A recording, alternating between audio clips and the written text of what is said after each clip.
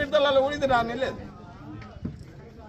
అప్లికేషన్లు ఇచ్చినాయని tax bund దగ్గర గంటల దగ్గర ఇక్కడ మాకు వచ్చే ఒకే ఒక్క స్కీము రైతు భరోసా వస్తుండే. అది అయితలేదు. ఫ్యామిలీకి ఒకే ఒక్క స్కీమ్ ఉంటుండే రైతు భరోసా. ఇప్పుడు 2 టర్మ్స్ పోయింది. ఇప్పుడు ప్రతి సిస్టమ్ అంతా ఆన్లైన్ సైడ్ వెళ్తుంటే ఆఫ్లైన్ ఇస్తే ఈ పేమెంట్ చంద్రశేఖర్ 15,000 ఇస్తానే 15,000 ఎటు పోయినాయి, ఆ 10,000 ఎటు పోయినాయి. 10,000 కూడా దిక్కులేదు ఇది వరకు.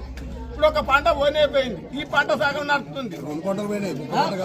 ఇప్పుడు మళ్ళీ జనవరి 26 వరకు ఇస్తామంటే మళ్ళీ ఏఓలు వచ్చి సర్వే చేసి ఏ పంట వాల్యూ మళ్ళీ ఈ గవర్నమెంట్ అది రిపోర్ట్ ఇయ్యారు.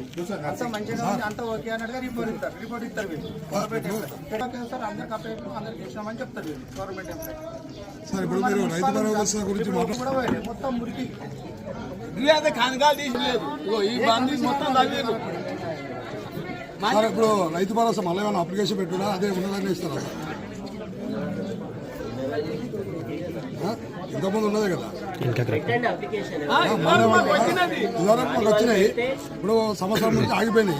మళ్ళీ ఏమన్నా కొత్త లేదా అదే ప్రభుత్వం ఉన్నప్పుడు మళ్ళీ ఏం అప్లికేషన్ లేదు, మొదలు లేదు అప్లికేషన్. తర్వాత అప్లికేషన్ లేవద్దు అని అన్నారు. రైతులు అనుకుంటారు చేస్తారా, పిచ్చగాలు చేస్తారా, ఇదేం పద్ధతి అని అడిగినాం.